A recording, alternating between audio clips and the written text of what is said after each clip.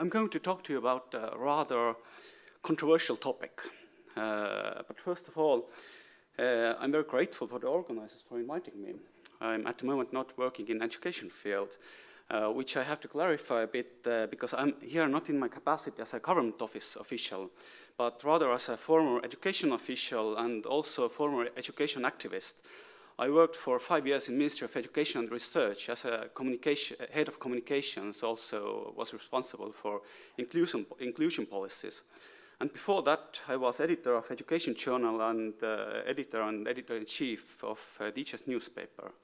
So what I say today is my own opinion, just to be clear. And, however, back to the question in hand. First, should we protect students in school environment? Of course we should. The question is against what we should protect students. We're talking here about some undue influence, meaning when children come to school in the morning, children themselves and the parents, they assume that school employees or politicians, teachers, headmasters, they do not use their the cover of their status to forward their personal, ideological, or political agenda. For example, in primary school, try to influence the parents to their children. Well, that's quite elementary. But when we're talking about 16 and 17-year-olds, that's a bit different story, because they have been given the right to vote, and therefore the right and even obligation to make up their own mind. The school cannot filter what they know or what they don't know. We can say that they do not have, in that sense, a restricted active legal capacity as 16-year-olds have in many other areas of their life where some decisions must be made for themselves or by their legal guardian or whatever. But like adults, he or she, 16, 17-year-old, is able to make up his or her own mind. So, therefore, the information she or he receives should not be filtered somehow by school or any other institution. Therefore, the question I do propose, or at least I propose as a small change in the question in the title, is not whether we should protect students in school environment, but rather should we protect school itself as the institution, because should we protect school from becoming a battleground for, let's say, electoral political ideas prior to elections, for example? And that was the question that was asked from us before we wrote down a document with our partners from Estonian National Youth Council and the Estonian Chancellor of Justice. But we will get to that. Well, but the question that was asked from us is maybe we should ban politicians and even the word politics from the school. Because there were some fears. Just to run in front of me, of course we shouldn't ban politicians from schools. Neither we should ban word politics from schools.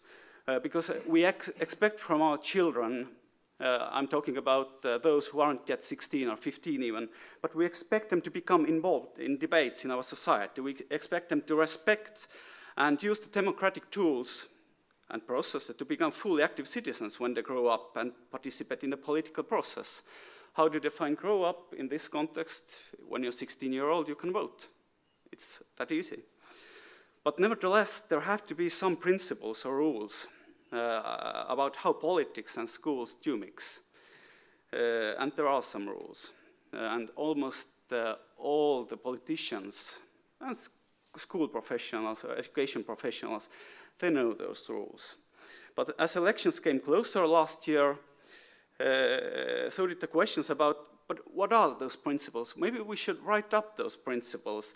And now that our 16 and 17-year-olds are able to vote, maybe the rules have changed somehow, which they didn't, by the way. But what was the fear? First of all, there was a fear that politicians use school as so-called cheap platform to reach wide audiences. Meaning, for example, you can in high school, you have about 300 pupils who are 16, 17, 18-year-olds, and you can get, theoretically, all of them into one big room. And for politicians, it's a cheap way to reach them. It's much cheaper in municipal elections than to use other instruments in marketing or political campaigns. It's a bit tempting. And there were some fears, and past showed that some politicians might think that it is a good idea. Not many of them, but some. Second fear was that local politicians who control the schools might use their power or the control over school budget, over hiring decisions, because municipality hires their headmaster, or headmaster hires the teachers, just to get preferential access to students who themselves are voters, and to them also to the parents. Also a bit justified, but not widespread, and the evidence itself was anecdotal and spread over many, many years. Couple of instances. Third fear was general. Fear that politicians use the credibility or the bonus trustworthiness of the space of a school to forward their personal agenda by, for example, becoming actively involved in, for example, arranging school trips. It's okay for politicians to arrange school trips, but not a month before elections. And it has happened that politicians decided that this is the best time to get pupils out of the school and to be the one who tells them what this castle is about, for example, in front of the bus. But again, not many examples in the past. And the question was not generally, should the politicians be active in their community and in the schools, but only just on the eve of elections. So the calls came out to put the rules and principles down in writing, and they came from both sides, from schools and politicians, not that much from parents. Parents weren't really that active there. But politicians and teachers and headmasters wanted to be sure what are so-called rules of the game, just to avoid any problems that might arise from any misunderstandings, however you define it. And in the end, those principles were written down by, as I said, by Ministry of Education. At that time, I was leading the project, Estonian National Youth Council, and Chancellor of Justice. And it was called Elections and School, Principles of Ensuring the Neutrality of an Education Institution During Elections, or Municipal Elections. Those are principles, not rules that are somehow legally enforced, some sanctions, maybe fine if you behave wrongly. There were some calls for stricter regulation. There were pressures even on the minister to make up some law to somehow regulate, because it's much more easily understandable if it's written in law. If you do something wrong, then you will be punished. But we found that, first of all, you cannot write common sense into a law. And we have enough laws that regulate how we live. This is the consensus over the political establishment. So we decided to write down principles that in essence were simple, but simple principles are the gray zone, so to speak, was quite wide. So instead of 3 sentences, which was the point, we had 3 pages. Well, and in hindsight, there were some negative reports that Youth Council people know better about, I guess because they were part of the oversight, but almost none of those fears I told you about came true, which is great. And none of those fears came true in large scale. There was even not a hint about it, so that was especially great. But those principles, the main principle that we published a couple of months before the election was simple. School must be party politically neutral environment meant for teaching and education activities. Lowering the voting age has not changed the principle in any way. For that reason, educational institutions must refrain from any activities that may call the neutrality into question, meaning political ads, campaign advertising and any political messaging should not use the space of a school, be it physical or digital. We did not try to say that, I don't know, if there's advertisement over the street and not on the school premises, it should be taken down. But you just cannot use the space of a school that has some, I don't know, deeper value or some additive value. You just can't use that kind of space for political messaging, which was quite easy. All the gray areas were quite large. For example, if you have a pen, and you know, you can write advertisements on pen.